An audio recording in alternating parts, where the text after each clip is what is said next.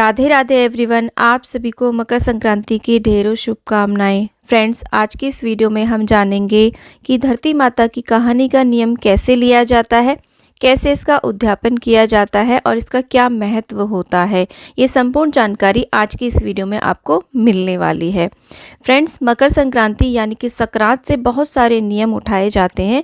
उसमें से एक होता है धरती माता की कहानी का नियम।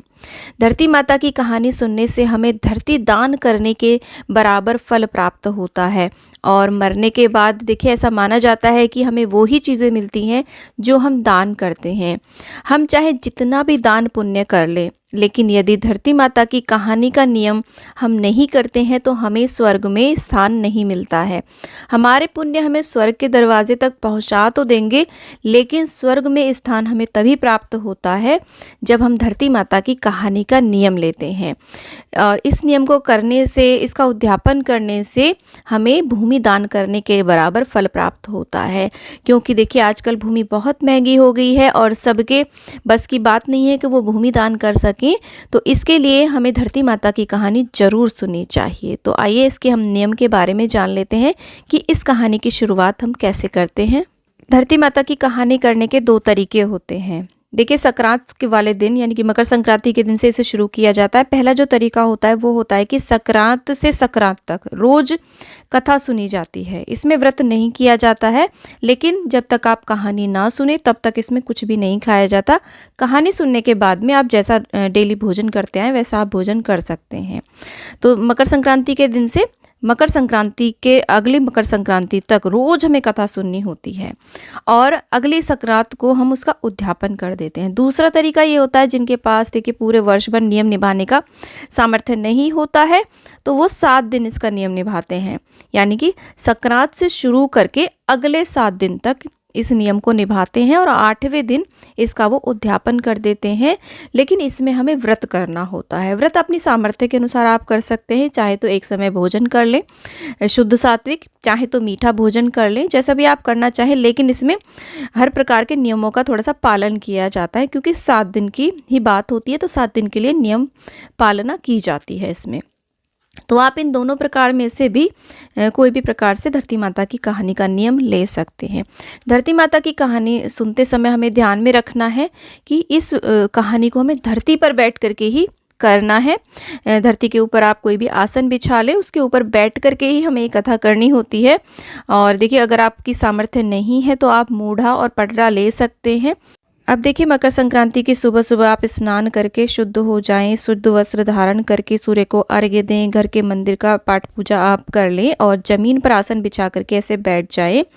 और अगर आप कटोरियाँ दान करना चाहते हैं तो कोरी कटोरियाँ लें, नई कटोरियाँ लें। नहीं दान करना चाहते हैं तो आप पैकेट में भी ले सकते हैं, पॉलीथीन में ले सकते हैं सामग्री। तो यहाँ पर हम 1 कटोरी चावल लेते हैं, 1 कटोरी हम मूँग लेते हैं, साबुत मूंग ले लेंगे। आप चाहें तो मूंग की दाल भी ले सकते हैं। साथ में मूंगफली लेते हैं 1 कटोरी मूंगफली लेते हैं और इसी के साथ में रेवड़ी लेते हैं। रेवड़ी की जगह आप गज्जक भी ले सकते हैं, तिल गुड़ का बना हुआ लड्डू भी ले सकते हैं, तिल की कोई भी आप मिठाई ले लें। तो ये चारों कटोरी में हम ले करके पूजा में ही रख लेते हैं। पहले दिन जब हम शुरू करते हैं तब हमें 4 कटोरियाँ लेनी होती हैं। साथ में देखिए पहले दिन जब हम कथा सुनना शुरू करेंगे तो गणेश जी को जरूर विराजमान करेंगे। टीका करने के लिए रोली ले लेंगे, हो सके तो 2-4 फूल भी रख लेंगे पूजा में। डेली गणेश जी को विराजमान करना आवश्यक नहीं है, पहले और लास्ट दिन यानी कि उद्यापन के दिन हम इन्हें विराजमान करेंगे। साथ में कुछ ना कुछ दक्षिणा जरूर रखेंगे हम। तो इस तरीके से हम ये सामग्री ले लेंगे। डेली जब हम कथा सुनेंगे तो हमें एक जल का लोटा और दूरवाही चाहिए। हो सके तो आप अपने पूजा का जो भी आपका स्थान है ना, वहाँ पर बैठ करके इस कथा को कर लें। और जब हम इन्हें दान करेंगे तो ऐसे मिनस करके ही इसको दान किया जाता है। इसके बाद में देखिए दूर्वा घास ली जाती है। इस पूजा में दूर्वा घास बहुत ज़्यादा ज़रूरी होती है, तो आप पार्क से ले आएँ और उसे आप फ्रिज में रख दें पॉलीथीन में करके, तो काफ़ी दिन तक की घास चल जाती है। पार्क से मिल सकती है या कहीं से भी आप क्यारी आदि से ला सकते हैं। जल का 1 लोटा हम ले करके बैठते हैं कथा सुनने के लिए। और पहले दिन ये 4 कटोरियाँ भी रखते हैं और पहले दिन गणेश जी भी विराजमान करते हैं। पहले दिन और उद्यापन के दिन हमें ये विशेष पूजा करनी है, गणेश जी को विराजमान करना है, 4-4 कटोरियाँ लेनी है। यानी कि संक्रांत वाले दिन भी और उद्यापन वाले दिन भी हमें ये 4-4 कटोरियाँ लेनी है। तो ऐसे देखिए स्वास्तिक बना देंगे, इसके ऊपर हम गणेश जी की स्थापना कर देंगे। बाकी के दिन हम जब कथा सुनेंगे डेली, तो हम सिर्फ एक जल का लोटा और दूर्वा घास ले करके और मन में गणेश जी का और धरती माता का ध्यान करके कथा सुन लेंगे।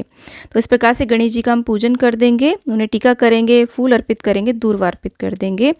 और यहाँ पर देखिए धरती माता से हम मन ही मन प्रार्थना करते हैं, संकल्प लेते हैं कि हे धरती माता, आज से हम आपकी कहानी का नियम ले रहे हैं।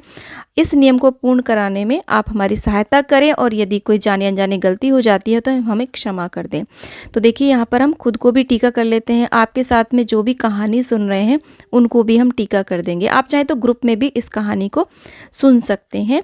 तो यहाँ पर देखिए हाथ में दूर्वा घास लेकर के हम धरती माता की कहानी को सुनते हैं। धरती पर बैठ करके ही हमें ये कहानी सुननी है।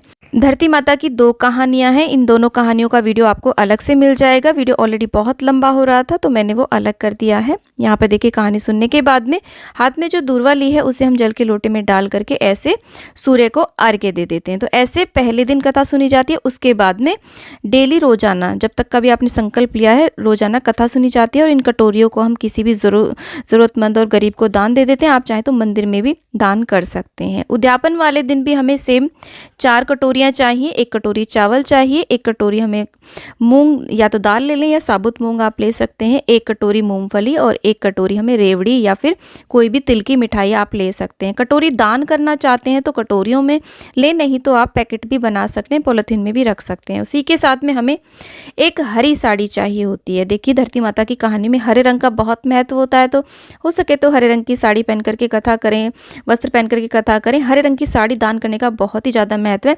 श्रृंगार की सामग्री जरूर दान करें। श्रृंगार की सामग्री आप देखिए बिंदी का पत्ता और चूड़ी तो जरूर दान करें। इसके अलावा आप सिंदूर, मेहंदी, बिछिया, जितनी भी आपकी सामर्थ्य हो उतना ज़्यादा से ज़्यादा आप दान कर सकते हैं। तो श्रृंगार की सामग्री अपनी सामर्थ्य के अनुसार आप दान करें। और साथ में पैंट शर्ट का जोड़ा भी दे सकते हैं, चाहे तो गर्म सुपारी सूट दे सकते हैं, शॉल दे सकते हैं। यहाँ पर आप जर्सी स्वेटर भी दान कर सकते हैं, गर्म मौजे भी दान कर सकते हैं। इसी के साथ में देखिए दक्षिणा हमें ज़रूर रखनी है। कोई भी जो दान होता है उसके ऊपर कुछ ना कुछ आप दक्षिणा रख करके ही दान दें। तो यहाँ पर हम दक्षिणा रख देंगे। और यहाँ पर एक देखिए लोटा जरूर दान किया जाता है, तो छोटा बड़ा स्टील का या धातु का जैसे भी चाहें आप लोटा जरूर दान करें। एक हम लोटा यहाँ पर ले लेते हैं। उसी के साथ में आप जूते भी जरूर दान करें। तो जूते आप अपने अनुसार कैसे भी ले सकते हैं, जैसे भी जिसको भी आप देना चाहते हैं उसी के साइज़ के आप जूते ले आएँ। गर्म जूते दे सकते हैं या फिर चप्पलें भी दान कर सकते हैं। तो उद्यापन वाले दिन भी हम सेम कहानी करते हैं, इस सब सामग्री को रख करके। और इस सामग्री को मिनसा कैसे जाता है, हाथ में थोड़ा सा देखिए जल लेते हैं, थोड़ी सी दूर्वा भी हम यहाँ पर पूजा में जरूर रखते हैं। सामग्री के पास में थोड़ी थोड़ी दूर्वा हम सामग्री के ऊपर रखते हैं। हाथ में जल ले करके जल घुमा करके हम मिनस देते हैं इस सामग्री को और फिर दान कर देते हैं। उद्यापन वाले दिन भी सेम उसी तरीके से कहानी सुनी जाती है और ये सब सामग्री मिनस करके दान दे दी जाती है। अब देखिए ये जो सामग्री है ये हमें किसे दान करनी है। ये यदि हम किसी गरीब ज़रूरतमंद को दान करते हैं तो इसका हमें बहुत ज़्यादा पुण्य प्राप्त होता है, क्योंकि उसे इस सामग्री की ज़रूरत है। और ये सामग्री जब किसी की ज़रूरतों को पूरा करती है तो उस व्यक्ति को आत्मसंतुष्टि की प्राप्ति होती है, जो कि हमारे पुण्यों को बढ़ा देती है। तो ऐसे इस सामग्री को मिनस करके हो सके तो किसी गरीब ज़रूरतमंद को आप दान कर दें, नहीं तो आप मंदिर में भी इस सामग्री को पहुँचा सकते हैं। अब देखिए दान करने के लिए यदि आपको बाहर कोई भी नहीं मिल पा रहा है, नहीं दे पा रहे हैं, तो आप अपने जो घर के बड़े रिश्ते होते हैं ना, ससुराल पक्ष के, उनको भी आप इस दान को दे सकते हैं। तो ऐसे हमें मकर संक्रांति के दिन से धरती माता की कहानी का नियम लेना होता है, चाहे देखिए आप 7 दिन का लें चाहे पूरे वर्ष भर का लें। अब ये कहानी हमें यदि हम पूरे वर्ष भर का नियम लेते हैं तो 365 या 66 बार जरूर सुननी होती है।